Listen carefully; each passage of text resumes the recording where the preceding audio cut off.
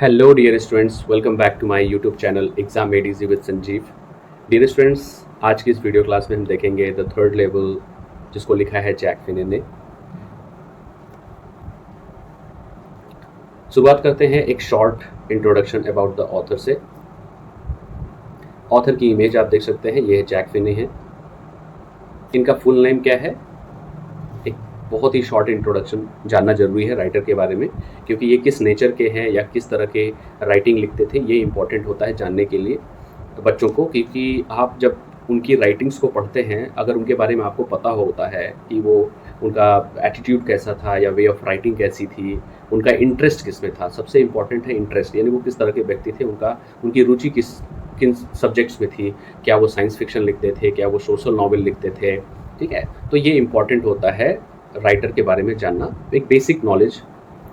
Full name क्या है इनका? Walter Braden Jack Finney. जो जब ये पैदा हुए थे तो इनका नाम क्या रखा था? 1911 एंड डेथ होती है 1995 में। ये इनका लाइफ स्पैन रहा है। He was an American writer, तो ये भी एक इन्फॉर्मेशन है कि ये अमेरिकन राइटर हैं। His best known works are science fiction, यानी इनके जो सबसे फेमस काम रहे हैं, जो वर्क रहा है, जो उन्होंने लिखा है, वो है साइंस फिक्शन एंड थ्रिलर्स। तो थ्रिलर्स जाहिर सी बात है, मूवी वगैरह में देखते हैं। किताब रही है वो कौन सी है? The body snatcher and time and again. ये दो बुक इनकी काफ़ी फेमस रही है। He wrote about time travel. अब इन्होंने टाइम ट्रैवल्स के बारे में भी लिखा है। अब ये जान लेते हैं कि टाइम ट्रैवल्स क्या है। The hypothetical activity of travelling into past और फ्यूचर। तो ये इंपॉर्टेंट बनता है कि टाइम ट्रैवल क्या है। ये कुछ ऐसे कह सकते हैं कि टर्म है जो बच्चों को जानने जरूरी है, क्योंकि आगे आने वाले समय में अगर आप ग्रेजुएशन में इंग्लिश लेते हैं और आगे भी कुछ करना चाहते हैं, तो ये सारी जो ये टर्म्स आ रहे हैं, इसको भी ध्यान में रख सकते हैं आप लोग। टाइम ट्रैवल क्या है? जो hypothetical activity of travelling into past और फ्यूचर। ये एक बेसिक इन्फॉर्मेशन आपको बताई जा रही है कि हम कभी भी, अभी आज प्रेजेंट टाइम में हैं, हम पास्ट में जाना चाहते हैं या फ्यूचर में जाना चाहते हैं, तो हमें किस चीज़ की ज़रूरत होगी? एक यंत्र की ज़रूरत होगी।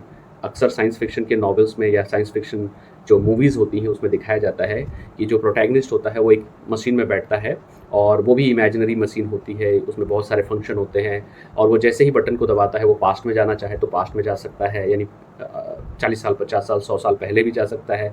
तो वो जाके देखना चाहता है कि उस 100 साल पहले क्या था। 100 साल बाद जाके देखना चाहता है कि आज की जो दुनिया है वो 100 साल बाद कैसी दिखेगी या उसका स्वरूप कैसा होगा। ये सारी चीज़ें हमें कैसे पता चलती हैं? टाइम ट्रैवलिंग से, ठीक है। तो इस तरह के फिक्शन भी जैक फिनी लिखते थे। इनकी नॉवेल्स में, इनकी बुक्स में इस तरह की चीज़ें थी। Used particularly in science fiction. तो साइंस फिक्शन में टाइम ट्रैवल का यूज़ होता है। एक time travel is typically achieve through a use of hypothetical device known as the time machine. अब मैंने जैसा बताया है कि आपको टाइम ट्रैवल में जाने के लिए, यानी समय के उस पार, यानी कहते हैं कि फ्यूचर या पास्ट में जाने के लिए आपको एक मशीन की ज़रूरत पड़ेगी, जिसको हम क्या कहते हैं? टाइम मशीन, ठीक है। The idea of a time machine was popularise by H.G. Wells. अब ये है, यानी वो काफ़ी फेमस राइटर हैं, और इनकी एक बुक है द टाइम मशीन, जिसमें इन्होंने इस वर्ड को, यानी टाइम मशीन वर्ड को पॉपुलराइज किया था, यानी प्रसिद्ध किया था, क्योंकि उसका नाम ही उन्होंने टाइम मशीन रखा था, और ये नॉवेल लिखी थी 1895 में। तो ये सारी information. The third level is a short story. आते हैं अपनी स्टोरी पे आज की, और ये क्या कह रहा है? एक शॉर्ट स्टोरी है। Published in the magazine of fantasy and science fiction in October 1952। तो एक बेसिक इन्फॉर्मेशन इसके बारे में देख लीजिए। एक शॉर्ट स्टोरी है और एक मैगजीन में ये पब्लिश होती है। मैगजीन का नाम आप देख सकते हैं, the magazine of fantasy and science fiction. इसमें इन्होंने इसको पब्लिश किया था, इस स्टोरी को। कब ये पब्लिश किया था? अक्टूबर 1952 में पब्लिश किया था। तो ये भी एक इन्फॉर्मेशन आपको मिल रही है कि 1952 में आपकी स्टोरी, जिसको आप पढ़ने वाले हैं, द थर्ड लेवल, ये पब्लिश होती है आफ्टर वर्ल्ड वॉर सेकेंड। अब चूंकि इसका कोई रेफरेंस नहीं है कि ये वर्ल्ड वॉर सेकेंड की बात मैं क्यों कह रहा हूँ, मैं इसलिए बता रहा हूँ कि आप ये देखिए कि स्टोरी लिखी गई है 1952 में।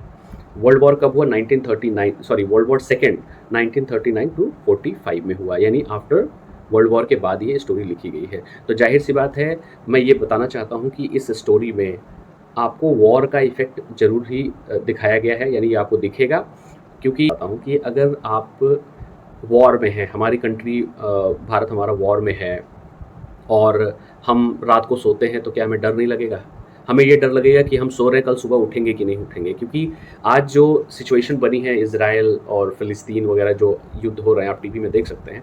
ऐसी सिचुएशन में दो कंट्री के बीच जब भी वॉर होंगे तो वहाँ के सिटीजन्स, वहाँ के सिविलियंस, उनको हमेशा डर लगा रहेगा। और वॉर के समय में कभी हमारी फैमिली का कोई व्यक्ति अगर वॉर लड़ रहा है, हो सकता है कि वो वापस ना आए। अगर वापस आएगा तो उसके पैर भी नहीं हो सकते, क्योंकि पैर डैमेज हो गया, हाथ डैमेज हो गया। वो बहुत तरह की मेंटल कंडीशंस को झेल के आता है, जिससे कि आने के बाद भी वो सही नहीं होता, यानी वो साइकोलॉजिकली इल हो चुका होता है। तो ऐसी सिचुएशन जो मैं आपको समझाने की कोशिश कर रहा हूँ कि war is not a peaceful situation, कहीं से नहीं है। ये एक ऐसी सिचुएशन है जिसमें आदमी को ट्रॉमा हो जाता है, मेंटली सिक हो जाता है, फ्रस्ट्रेट रहता है। और ऐसी ही कुछ कंडीशन चार्ली के साथ भी होती है।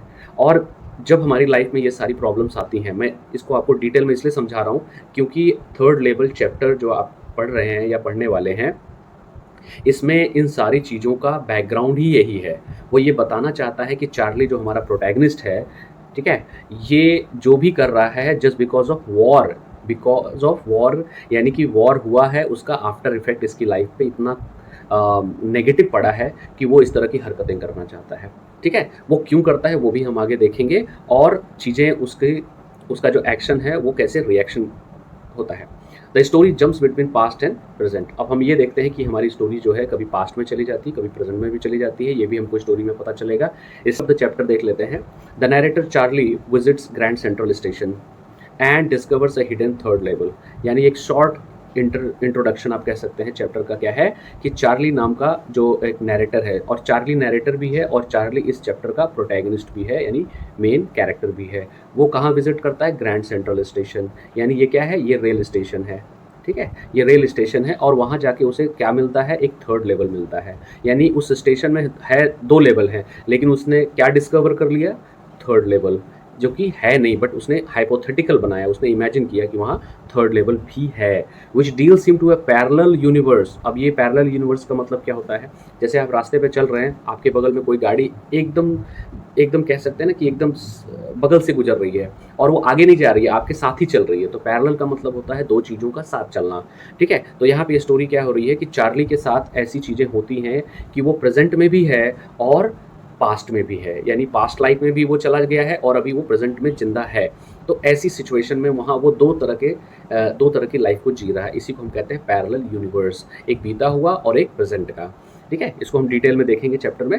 The level is identical to the real world, और ये आप कह सकते हैं कि रियल वर्ल्ड से भी वो आप उसे आइडेंटिफाई कर सकते हैं, but frozen in times resembling 1890। अब ये इंपॉर्टेंट आपका पॉइंट बनता है कि इस चैप्टर में 1890s की 90s का मेंशन क्यों है? क्योंकि चार्ली जो है पास्ट में जाना चाहता, तो जाहिर सी बात है स्टोरी 1952 की है, और पास्ट में जाएगा तो वो कब जाएगा? पीछे ही जाएगा। तो वो टाइम पीरियड क्या है? 1890s, यानी वो अपने दादाजी के समय में, जब उसके दादाजी जिंदा थे, उस समय को वो जीना चाहता है। ठीक है, इस तरह की चीज़ें वो अब सोचता रहता है, और वो चाहता है कि मैं वहाँ चला जाऊँ, वो खुद चाहता है जाना, क्योंकि जो प्रेजेंट लाइफ उसकी आसपास की है वो इतनी ज़्यादा डराने वाली है बिकॉज ऑफ वॉर, क्योंकि वो उससे भागना चाहता है। ठीक है, Charlie reunites with his estranged wife Louisa, और जब ये सब चीज़ें हो जाती हैं वो थर्ड लेवल में जाता है, और वहाँ जाके वो पुराने लोगों से मिलता है, 1890s के समय के लोगों से मिलता है, और जब बहुत सारी चीज़ें उसे कहते हैं ना एक्सपीरियंस करके जब वो वापस आता है तो अपनी वाइफ से मिलता है, उसकी वाइफ का नाम क्या है? लुइशा। थीम देख लेते हैं इस चैप्टर में, थीम क्या क्या यूज़ हुआ है। तो सबसे इम्पॉर्टेंट जो थीम यूज़ हुआ है वो है एस्केपिज्म।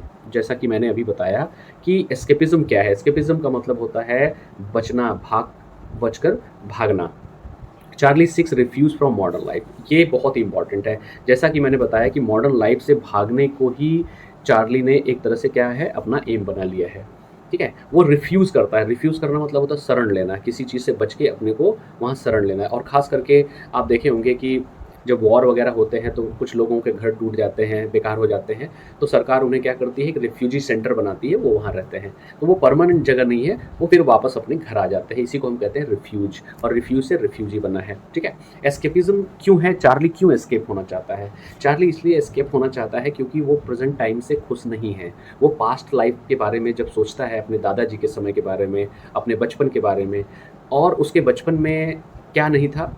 उसके बचपन में वॉर नहीं था, उसके बचपन में लड़ाइयाँ नहीं थी, उसके बचपन में डर नहीं था, उसके बचपन में ऐसा नहीं होता था कि आसपास के लोग जो है मिलते नहीं थे। तो इसको समझाने के लिए मैंने क्या किया है, एक इमेज डाली है। आप इस इमेज को देखिए कि जितने भी व्यक्ति हैं यहाँ पे, मेल हो फीमेल हो, सारे लोग बिजी हैं।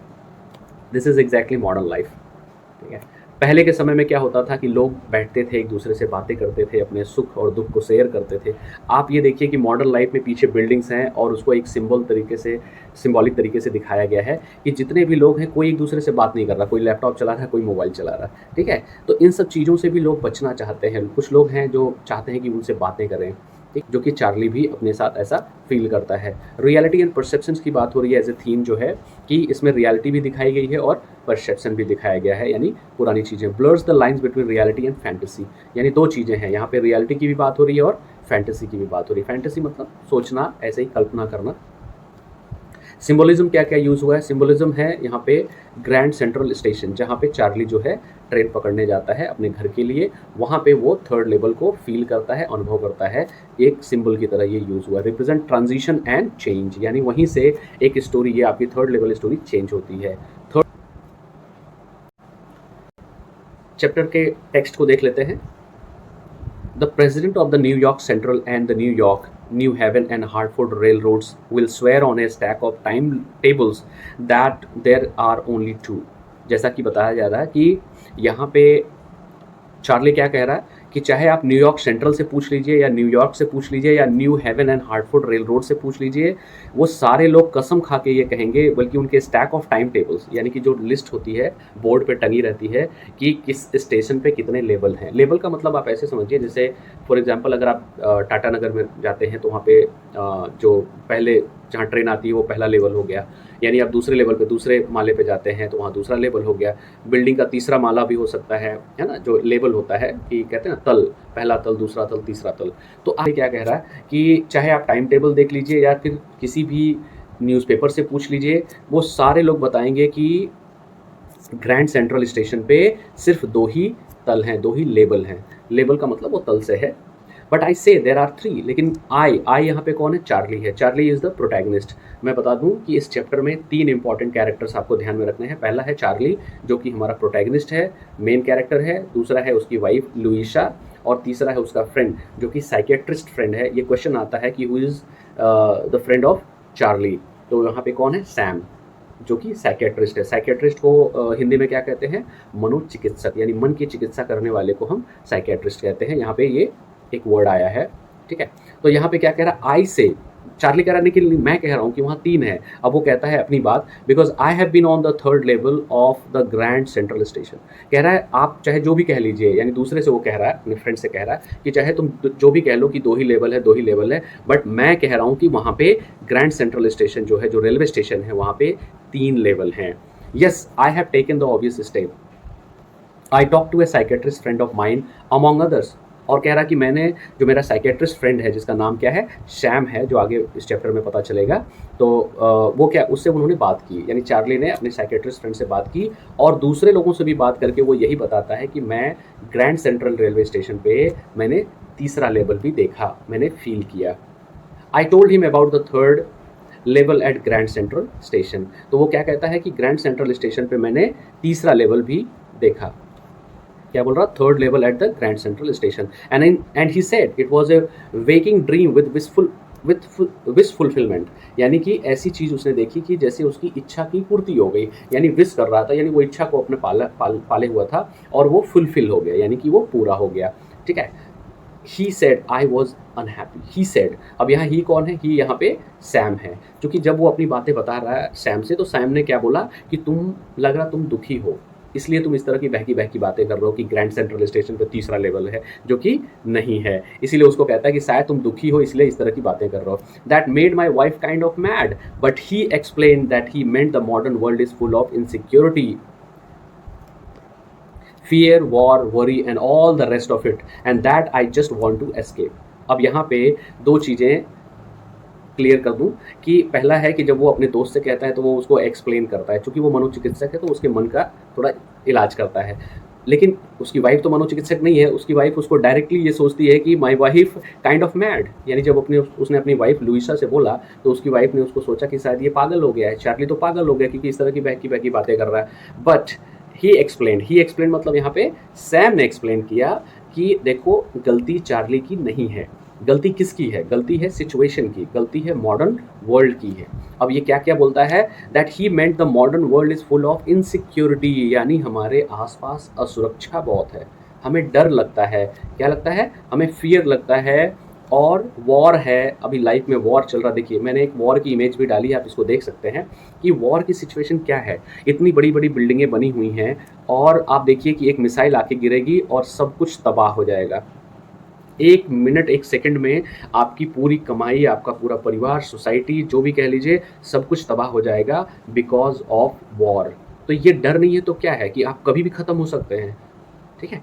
एक सिविल सोसाइटी जो है, एक अच्छी सोसाइटी भी तबाह हो सकती है बिकॉज़ ऑफ वॉर। तो ये एक बहुत डर बैठ गया है लोगों के दिमाग में और वरी तो रहेगी, चिंता रहेगी कि अब कल को क्या होगा, अगले क्षण क्या होगा, ठीक है? तो उसका फ्रेंड उसे यही बताता है कि चार्ली की गलती नहीं है, गलती है इस सिचुएशन की, इस मॉडर्न वर्ल्ड की, जिसने कहीं न कहीं चार्ली को ऐसा सोचने पे मजबूर कर दिया है। वो भागना चाहता है प्रेज़ेंट सिचुएशन से क्योंकि उसे मॉडर्न लाइफ़ अच्छी नहीं लग रही है।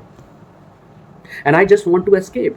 यानी सैम कहता है कि शायद चार्ली जो है आज के समय को छोड़ना चाहता है, वो पास्ट में जाना चाहता है, वो अपनी कल्पना का एक संसार बनाना चाहता है। ये चार्ली उसको एक्सप्लेन कर रहा है, भाई आप किसी पे ब्लेम करिएगा तो वो भी अपने डिफेंड में कहेगा। तो यहाँ पे कह रहा वेल हु डजंट, यानी कि कह रहा कि कौन ऐसा व्यक्ति है जो एस्केप नहीं करना चाहता है, सब बचना चाहते हैं।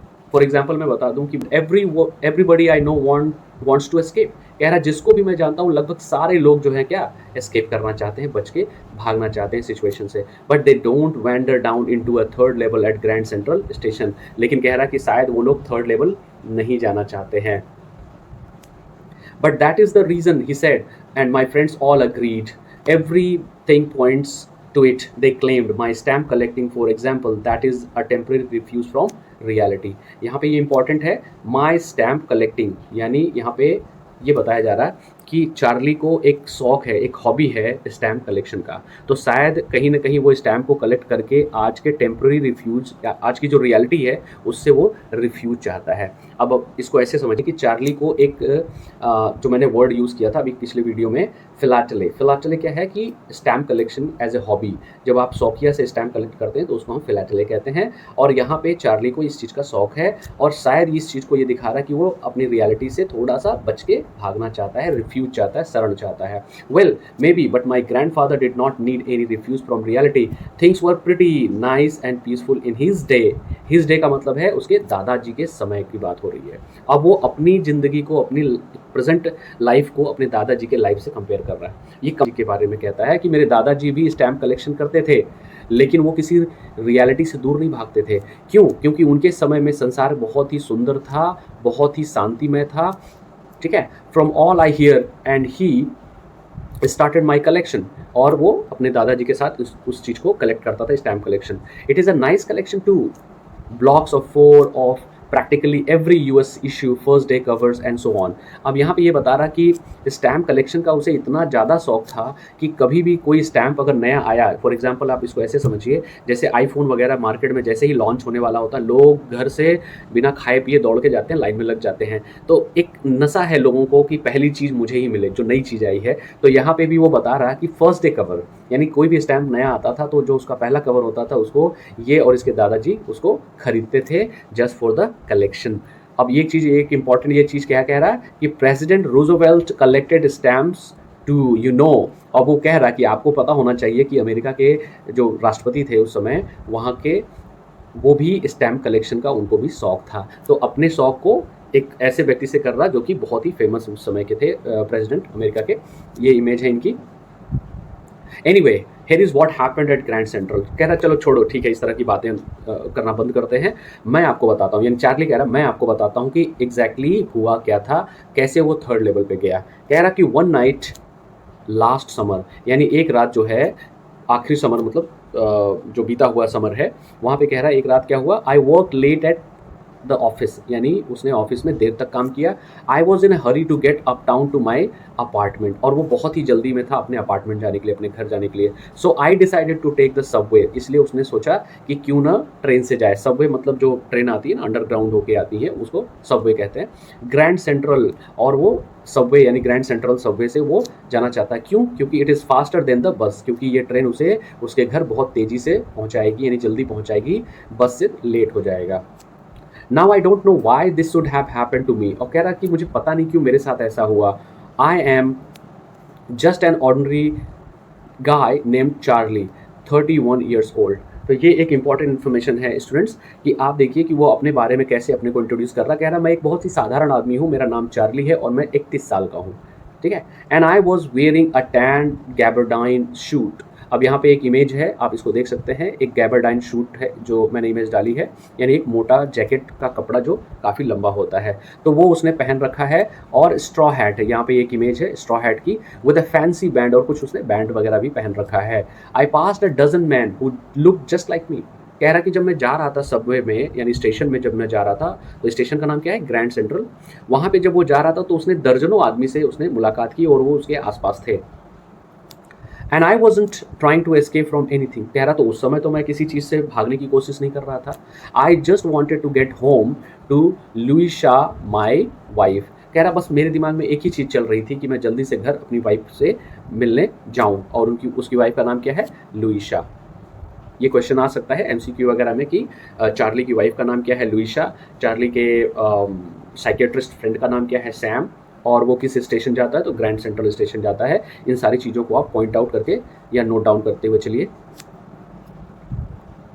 आगे क्या है, I turn into Grand Central from Vanderbilt Avenue. अब वो कह रहा है कि ग्रैंड सेंट्रल से I turn into Grand Central from Vanderbilt Avenue. Vanderbilt से वो कहाँ जाता है, Grand Central. And went down and steps to the first level. अब वो कहाँ पहुँचता है, फर्स्ट लेवल पे पहुँचता है. चूंकि बात होगी थर्ड लेवल की, तो पहले तो वो फर्स्ट लेवल पे जाएगा. वेयर यू टेक ट्रेन्स, जहाँ पे उसे आप ये कह रहा है कि आपको वहाँ से ट्रेन मिलती है, यानी फर्स्ट लेवल से ही ट्रेन मिलती है. लाइक द 20th सेंचुरी, जैसा कि 20वीं शताब्दी में ऐसा होता है.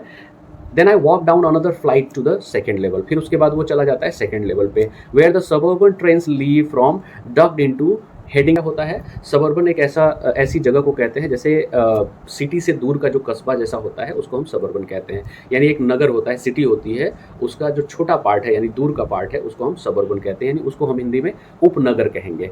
ठीक है. वहाँ भीड़ कम होती है, टाउन छोटा सा टाउन जैसा रहता है. तो कह रहा है कि सेकंड लेवल पे आपको सबर्बन ट्रेन मिलेगी. चूंकि ये वहाँ रहता है इसलिए उसको सेकंड लेवल पे जाना पड़ा. Ducked into an arched doorway. Arch का मतलब होता है कोई चीज़ ऐसे, एक जिसको कहते हैं आर्च डोरवे, यानी कि दरवाज़ा आपका ऐसे रहता है और फिर आप इसके अंदर से होते हुए जाते हैं, इसको आर्च डोरवे कहते हैं. ठीक है. हेडिंग फॉर द सबवे, आप वो फिर सबवे की तरफ बढ़ता है. एंड गॉट लॉस्ट, और जैसे ही वो वहाँ पहुँचता है, वो गॉट लॉस्ट का मतलब है वो खो जाता है.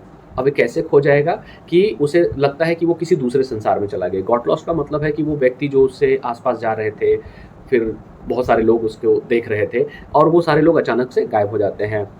That is easy to do. I have been in and out of Grand Central hundreds to time, but I am always bumping into a new doorways and stairs and corridors. अब वो अपने अनुभव को बता रहा है. कह रहा है कि ये तो बहुत आसान है. कह रहा है कि मैंने तो ग्रैंड सेंट्रल में 100 टाइम्स आया हूँ, यानी 100 बार आया हूँ, लेकिन हमेशा क्या होता है, मैं हमेशा जब भी आता हूँ तो मुझे हर चीज़ नई नज़र आती है. हर चीज़ क्या, डोरवे यानी उसका दरवाज़ा भी, उसकी सीढ़ियाँ भी, और कॉरिडोर्स यानी उसके जो कॉरिडोर्स होते हैं जिससे होके लोग जाते हैं, बरामदे, तो वो सारी चीज़ें मुझे नई नज़र आती हैं, ऐसा वो फील करता है. Once I got into a tunnel about a mile long and came out in the lobby of the Roosevelt Hotel. ठीक है. फिर वो कहता है कि वो रूजवेल्ट होटल पहुंचता है. Another time I came up, कहता है जब मैं दूसरी बार आता हूं तो I came up in an office building on 46th street 3 blocks away. I think, और वो कहता है कि कभी कभी मैं सोचता हूँ, यानी वो सोचता है Charlie, I think grand central is growing like a tree. और कुछ फनी जैसा देखो कि क्या कहता है कि जब भी मैं आता हूँ तो मुझे लगता है कि ये स्टेशन जो है एक पेड़ की तरफ बढ़ रहा है. जैसे पेड़ है ना, टहनियाँ बढ़ती हैं, पत्ते नए नए आते हैं, ठीक है, वो ग्रोथ करता जाता है. तो उसे लग रहा है कि ग्रैंड सेंट्रल स्टेशन भी पेड़ की तरह बढ़ रहा है. पुशिंग आउट न्यू कॉरिडोर्स, जैसे लगता है कि कुछ नई चीज़ आ गई, एक नया कॉरिडोर लग गया जब आता है. स्टेयर केसेस लाइक रूट, और जो सीढ़ियाँ होती हैं ना, वो एक पेड़ की जड़ के समान उसे दिखती हैं, ऐसा वो फील कर रहा है. There is probably a long tunnel that nobody knows about feeling its way under the city right now on its way to Times Square. अब यहाँ पे टाइम्स स्क्वायर का जो मेंशन हुआ है ये न्यूयॉर्क में है. बहुत ही फेमस प्लेस है ये, खास करके जो ऐसी जगह जहाँ पे शॉपिंग है और बहुत सारे कैसीनो वगैरह भी हैं, तो ये काफ़ी फेमस प्लेस है न्यूयॉर्क में. तो कह रहा है कि मुझे लगता है कि शायद उस टनल के बारे में, टनल क्या होती है, सुरंग, एक बहुत ही लंबी सुरंग है जिसको शायद कोई नहीं जानता है और ये जानता है, यानी चार्ली जानता है, इसलिए इन सब चीज़ों को कोई फील नहीं कर पाता है. और कहता है वो टनल कहाँ जाती है, टाइम्स स्क्वायर तक जाती है। एंड मे बी ये इमेज है टाइम्स स्क्वायर की। And maybe another to Central Park, और शायद सेंट्रल पार्क भी चला जाता है, ये भी एक प्लेस है न्यूयॉर्क में। And maybe because for so many people through the years Grand Central has been an exit. और कह रहा कि बहुत सालों से शायद कोई ये नहीं जानता है कि ग्रैंड सेंट्रल जो है एक तरह का एग्जिट है, यानी कि निकासी मार्ग है। यानी एग्जिट क्या होता है, जहाँ से लोग बाहर जाते हैं। तो ये कह रहा है कि शायद लोगों को इसके बारे में पता नहीं है।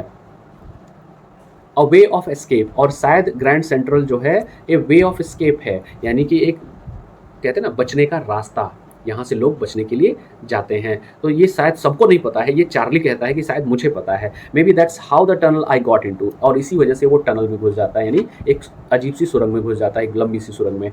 But I never told my psychiatrist friend about that idea.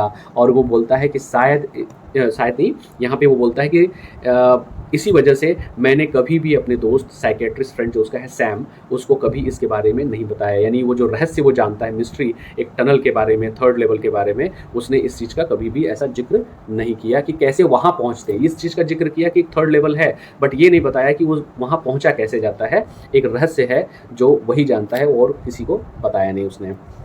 The corridor I was began angling left and slanting downwards and thought that was wrong, but I kept on walking। तो ये बता रहा है कि एक कॉरिडोर है जहाँ से वो एंगलिंग लेफ्ट यानी लेफ्ट की तरफ मुड़ता है, स्लैंटिंग डाउनवर्ड्स वो फिर नीचे जाता है, और वहाँ से फिर क्या होता है कि उसे लगता है कि वो किसी गलत रास्ते पे आ गया, लेकिन इसके बाद भी वो वॉक करता हुआ जाता है। केप्ट ऑन वॉकिंग का मतलब है वो चलता हुआ जाता है।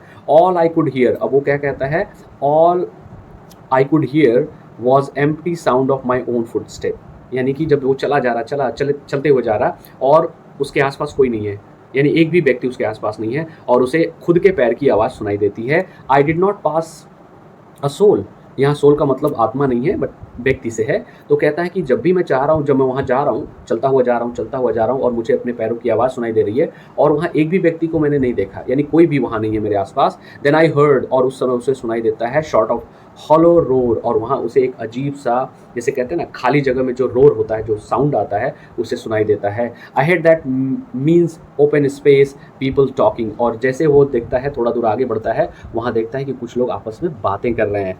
The tunnel turn sharp left, और वो टनल जो है, जो सुरंग है, वो बहुत तेज़ी से घूमती है। तेज़ी से घूमती का मतलब उसकी जो कहते हैं ना मोड़ है लेफ्ट की तरफ। I went down a short flight of stairs, फिर उसके बाद वो कहाँ जाता है, एक छोटी सीढ़ी उसे मिलती है। Came out on the third level, और वहाँ से फिर वो पहुँचता है थर्ड लेवल, जिसके बारे में वो अपने दोस्त और अपनी वाइफ को बताता है। जब उसको लोग इस सुनने के बाद क्या कहते हैं, उसकी वाइफ उसे पागल कहती है, और साइकेट्रिस्ट फ्रेंड कहता है कि शायद तुम भागना चाहते हो इस अपनी लाइफ से। तो यहाँ पे वो पहुँचता है थर्ड लेवल पे टनल के माध्यम से। For just a moment I thought I was back on the second level, लेकिन कुछ समय बाद वो सोचता है कि शायद वो सेकेंड लेवल पे है, लेकिन वो कहाँ है, थर्ड लेवल पे। But I saw the room was smaller, लेकिन वो जब देखता है कि सेकेंड लेवल पे तो रूम बड़े बड़े हैं, लेकिन थर्ड लेवल पे रूम कैसे हैं, थर्ड लेवल पे रूम जो है स्मॉलर हैं, यानी सेकेंड लेवल की तुलना में छोटे हैं। There were fewer tickets windows, और यहाँ पे क्या है, बहुत ही कम विंडो टिकट जहाँ मिलती है, ट्रेन टिकट वहाँ पे, तो खिड़कियाँ भी बहुत कम हैं।